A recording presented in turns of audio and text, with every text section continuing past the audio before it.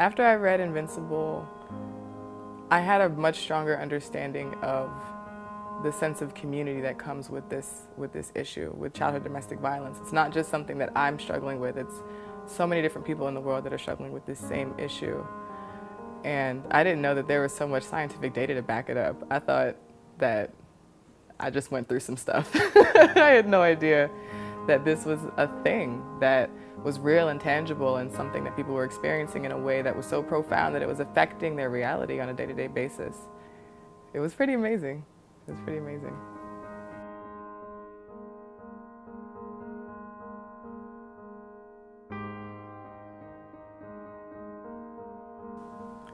Reading Invincible did change my perception of what I experienced as a child.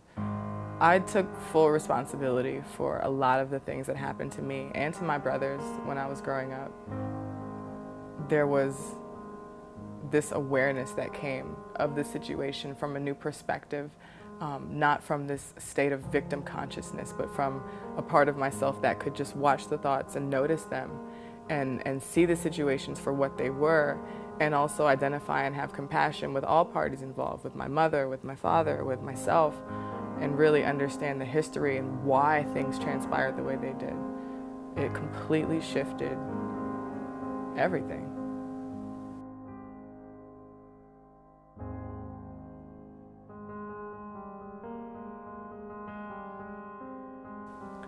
Since reading the book, I don't want to sound cliche, but I do feel invincible now. There are so many different things that I simply thought that I couldn't do. Because I was stupid, or because I wasn't old enough, or because I wasn't pretty enough, or that I just didn't deserve them.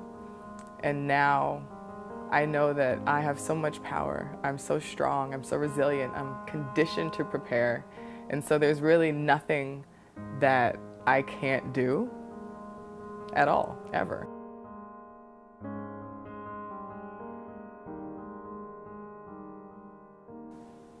My daily thoughts and actions have changed since reading the book in a way that I'm a lot more mindful now. Just being able to sit down with the thoughts and not feeling shameful or guilty about them.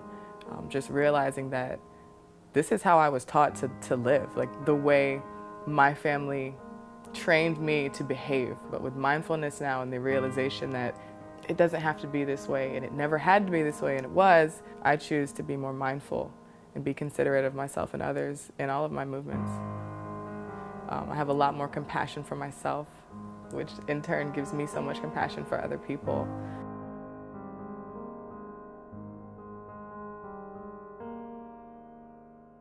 My negative childhood experience has affected me in the majority of my relationships. Seeing my mother and my stepfather fight each other all the time and be so nasty and so angry with one another, it just seemed so normal to me. Like when I would see them fighting, then my thought would be, when I'm in my own relationship, this is the part where I win at all costs, you know, and I would say the nastiest thing possible and just be so angry and so defensive and so scared, and I would feel so powerless all the time. All the time. I was really scared to be close to anyone, and I couldn't trust people at all. It made me really judgmental of people in a way that I didn't take anyone at face value. I just was always looking for the nasty part of them that was gonna trick me and hurt me and try to get me. Yeah, and I didn't love myself for a very long time. I didn't even understand how to love myself. I cut myself for 7 years. It's a very real thing. It's still a very real thing. You know, I have no urges or desires to do that anymore. But the scars are still there, you know, but they're healing.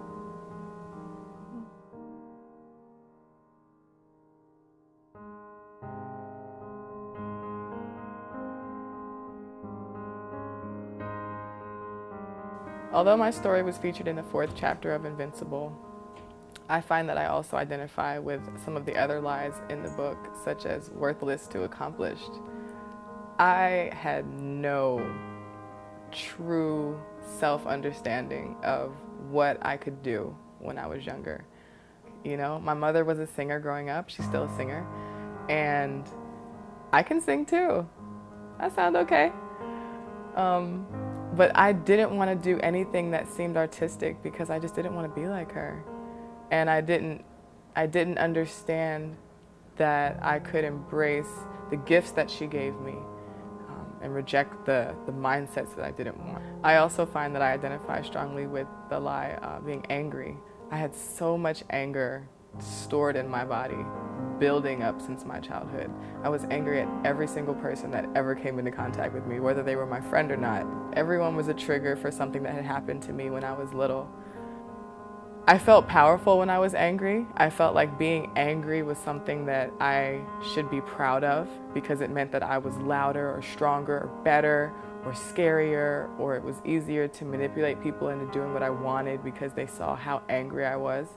And I felt like through making people afraid, even just of my energetic presence, that I was safe. And I realize now that that's not true at all. It is not true. It does not pay off in any way to be an angry person, because that anger really just turned back on me and made me bitter and resentful even when I was alone.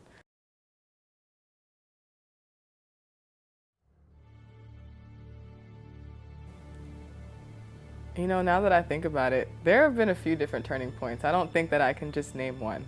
I mean, I tried to kill myself, I got pregnant, I got married, I got divorced, and all of those things have just continued to prove to me and show me that everyone is a reflection of me, you know, and I was constantly attracting reflections of myself that I wasn't willing to acknowledge, you know, and I never really knew how to be in relationship with anyone else because I didn't know how to be in relationship with myself. I had to stop and ask myself, what are you doing? Like, Symone, what are you doing with your life? Like, you need to get it together. You need to find something that's grounded and solid that you can love and nurture and take care of in yourself. I mean, reading this book was a turning point for me. It opened up my mind to a whole plethora of different possibilities of how to view myself and how to behave and how to change the things about myself that I didn't like. And you know what, not even change, but to just own my truth, to really sit down and say, you know what, this is not true. Like, this is not true. This is not who I am. Every single day, I am trying to get closer to that voice that whispered into my ear when I was in my mother's womb, this is why you're here, go. Like every day is a turning point.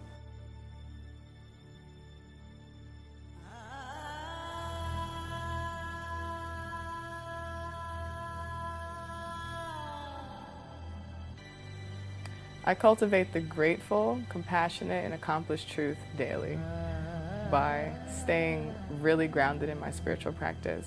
Every morning I wake up and thank the divine creator for being here. I have a mantra practice and I do yoga. I also teach yoga, which is very grounding and humbling for me to be able to share the techniques that I've used in my own healing with others and to let them know the same truths that I myself just discovered and have been loving ever since then. I also do Reiki, you know, and I have an understanding that energetically we have to cleanse ourselves. Since reading Invincible, I have a painting in a gallery now. You know, I write a blog once a month for a website. And so through doing those things, I feel so much more passionate about my life.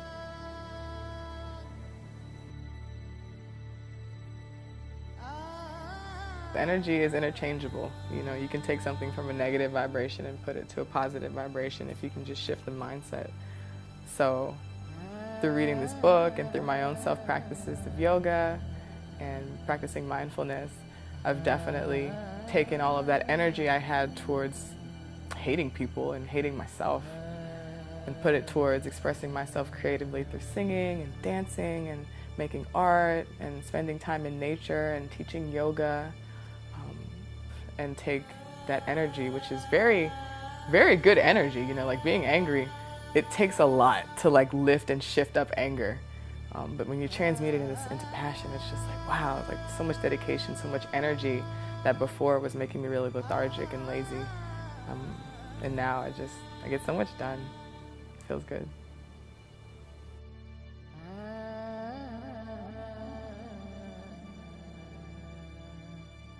Contributing my story to Invincible was easy and hard.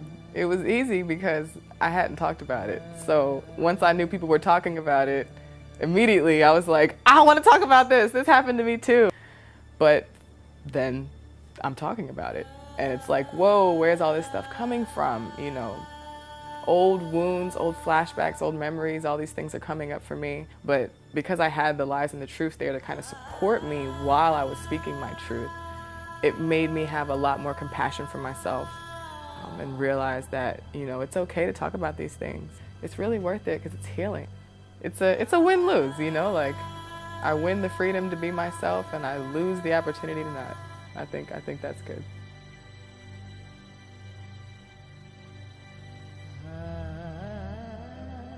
Having my story featured in Invincible let me know that I can be vulnerable and still be powerful.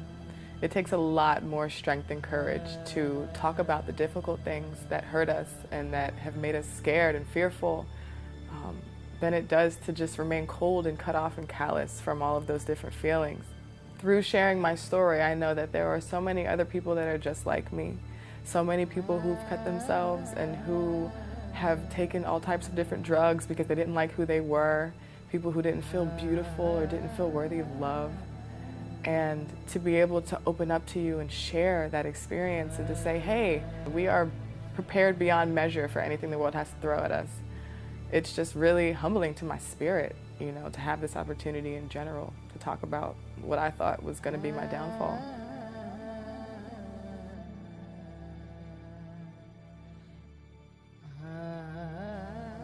I would recommend Invincible to anyone who grew up living with domestic violence or anyone who knows someone who did, because this book is about wounded warriors. Every single person that shared their story in this book is powerful beyond measure, and this is healing for people whether they know it or not. You know, this is the truth. This is the truth that no one ever told you, and it's the catalyst for beautiful self-discovery and awakening into your true potential. I mean, why not tap into that?